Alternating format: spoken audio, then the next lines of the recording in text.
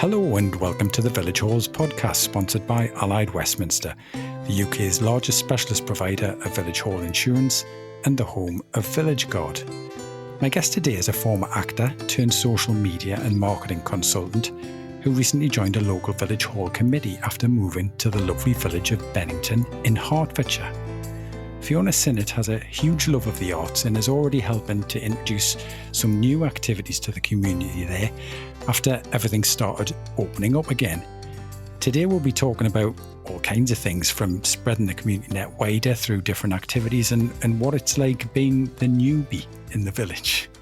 Hi Fiona, thank you so much for joining me today. Hi Johnny, my pleasure. Thanks for having us. Now, as I mentioned, you've been an actor featuring in TV shows such as Jupiter Moon and the Tudors, as well as in Les Mis, of course. It's easier saying it that way, isn't it? Sure is. And then you moved on to helping businesses with marketing and in particular social media, all of which I imagine has stood you in really good stead for what's undoubtedly the toughest role in the world, being part of a village hall committee. And I mean that in a good way, of course. So tell me a little bit about your background, Fiona, because I know that's not a Hertfordshire accent for a start, and also how you got yourself involved in all kinds of activities in Bennington. Yes, well, I'm originally from Dublin, and I came over to the UK in the late 80s to train as an actor. I had actually already been working in Ireland, but wanted a bit of extra training. Came over, and one thing leads to another. You know, you do a job and then another job and another job, and then you meet a man and then you have a child and then you move from the great big smoky city out to, Hertfordshire, and then you gradually, or at least in my case, move further and further and further out. And now finally embracing really where I always wanted to live, which was down a country lane somewhere. So as soon as my son went to university, I waved him off and said, "Right, I'm off. If you need me, I'll be in Bennington." So it's very nice being the newbie here, I must say. Yeah, and you've got yourself involved in all kinds of activities there, haven't you? Yes. Well, the strangest part of it for me was I bought the house last year, and I was abroad and got stuck there. And when I eventually got home after 3.5 months of cancelled flights, everything was closed down. The village hall wasn't operating. We were in the middle of a lockdown and I didn't know anybody. So I found myself in this gorgeous part of the world, waving at people and walks, but other than that, not knowing a soul and not really knowing how to integrate myself. And yeah. I very much am of the opinion that you get out of things what you put in, particularly if you move to a small village like Bennington, which has, I think, about 1,000 people, and everyone knows each other. And you have to be here 15 years before you're not considered a newbie. But I wanted to take part, I wanted to help, and so I set about trying to do that, and that has ultimately led me to a very kind invitation to join the committee, and I suppose bring a slightly different energy, some new ideas, some of my arty background, and the social media, reaching out to maybe some of the younger members of the community, perhaps. And Bennington is, as you say, a lovely village. And one thing it's well known for is its famous annual chili festival as well. Yes, we have the beautiful Bennington Lordship here, which is, of course, privately owned. But the Bott family very kindly opened their doors and their gates a few weeks in the year. And they're known also, very famous for the snowdrops in February, where the grounds are just littered with these beautiful flowers. And people come from all over the country, so I'm told. Those that know about such things, unlike myself, who apparently pulled all my poppies up the other day thinking they were nettles. I have a lot to learn, hence the need for the gardening club. And the Chili Festival, which is also well known every August. Have you been brave enough to take part in the chili eating competition? I watch and I take photographs of people in pain. Brilliant. And that took place at the end of August, didn't it? So yes. It's great to see things opening up. And you've been helping to start up quite a few activities with a village hall there recently too as well, haven't you? Yeah, well, I can't lay claim necessarily to the clubs, but I can certainly talk about the fact that I think I am helping with the communication side of things. Yeah. And because, I've always, as an actor, was a storyteller, essentially, someone who understood how to tell perhaps the same story to different audiences. When you come into doing marketing and business development and that sort of things, it's really not that different. So I almost couldn't help myself because I recognized where there might be a few areas that I could help with. For example, setting up an Instagram account for the village hall, and that perhaps it's very new. It's only there a few weeks now, but it's perhaps a good way of putting what the village hall does in front of a slightly younger audience, making sure that someone who's 25 who thinks the village hall has nothing for them discovers that actually there are some fantastic clubs and activities. It's not just for retired people. And in fact, when I was house hunting, and Bennington was very much on my radar, but I had 2 or 3 criteria. One was a village somewhere beautiful down a country lane, but still near enough to be able to get places. I wanted silence and proper dark where I could put my hand in front of my face at night and not be able to see it. And I wanted to be within 15 minutes of a cinema.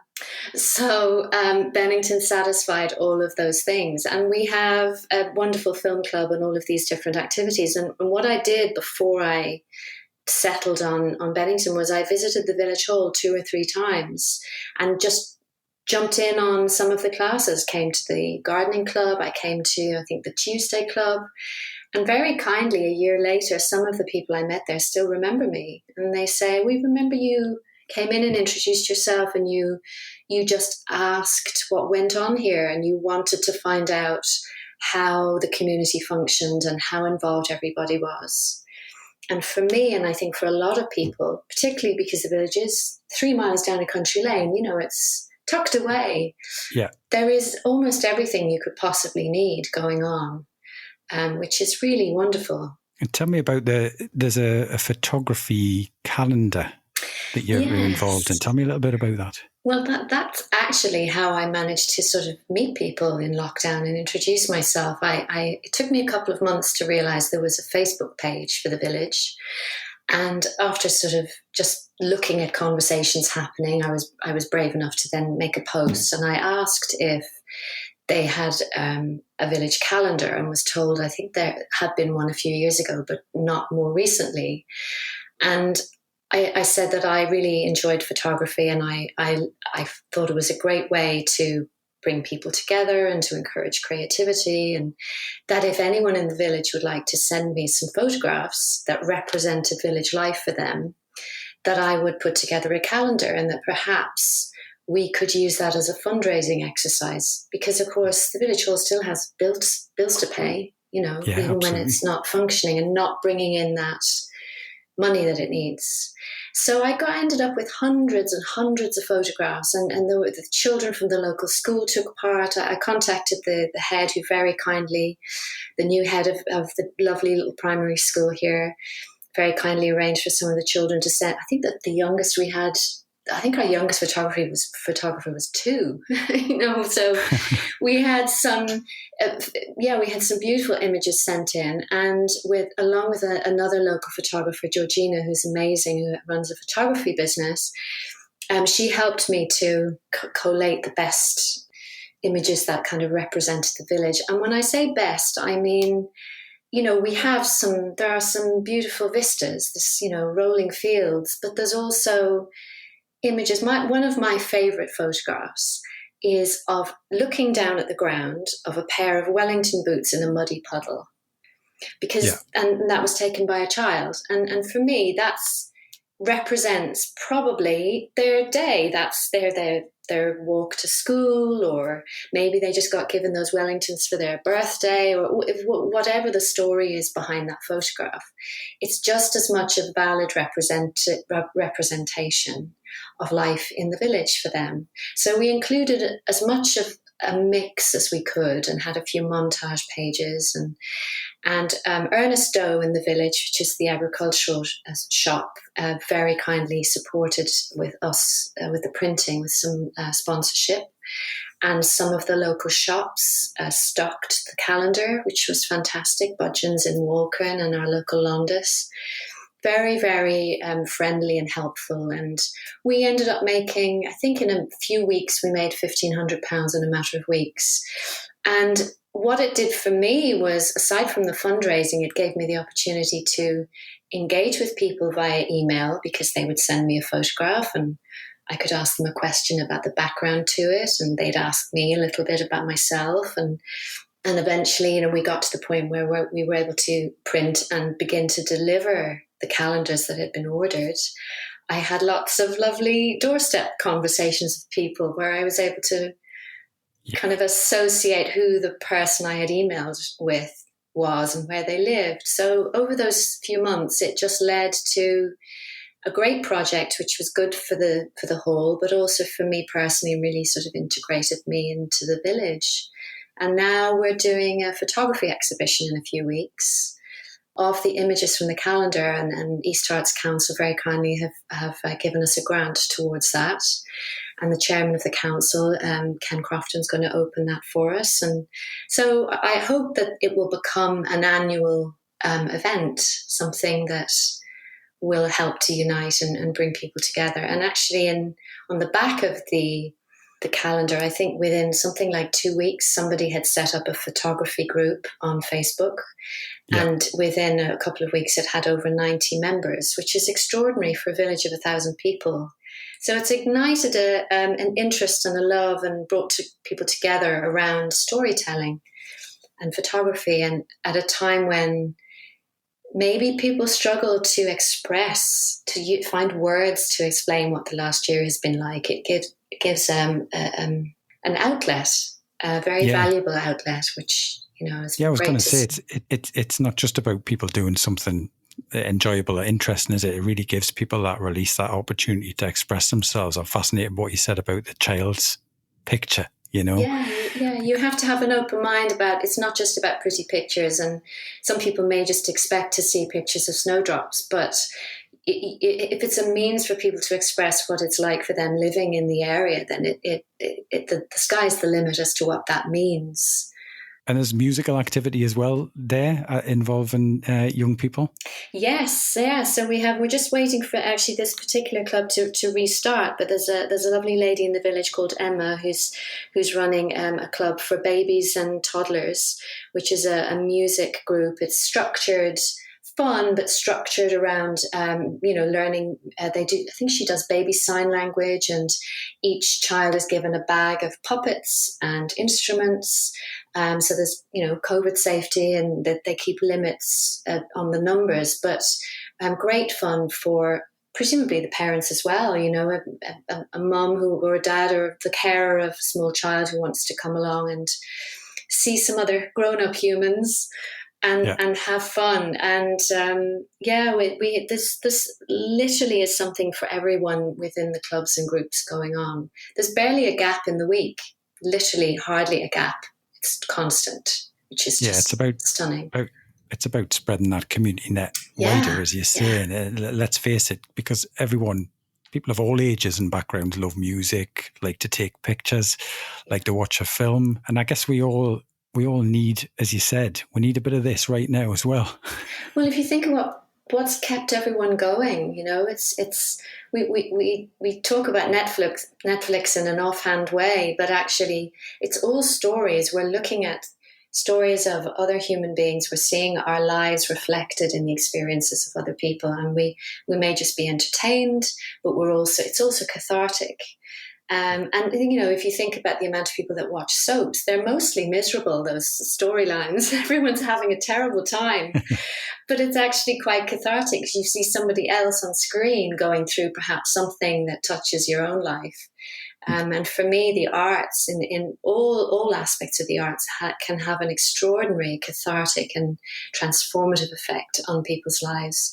And it's really exciting for me to see the embracing of even just the photographic little bit of storytelling that we're doing now. And because I think it brings pleasure and it brings people together, and that gives me a thrill. Yeah, and it's helpful for anyone new, as you've said, in your own experience. You've experienced that yourself. It's not easy, is it? But the arts, the film, the music, the photography and so on, it's something people can feel comfortable getting involved in, but not necessarily feeling like they have to say too much. Absolutely, and there's no expectation with any of the classes. I mean, I had a chat with one of the ladies the other day who runs, I think, 4 clubs. She's amazing, and I was saying to her, I gather there's a whist club. You need to explain to me about whist. I don't know anything about it. And, and what does the Tuesday club do, and the table tennis and bowls and all of these things. And she said, anyone can come to anything, and if they don't know how to play, someone will teach them.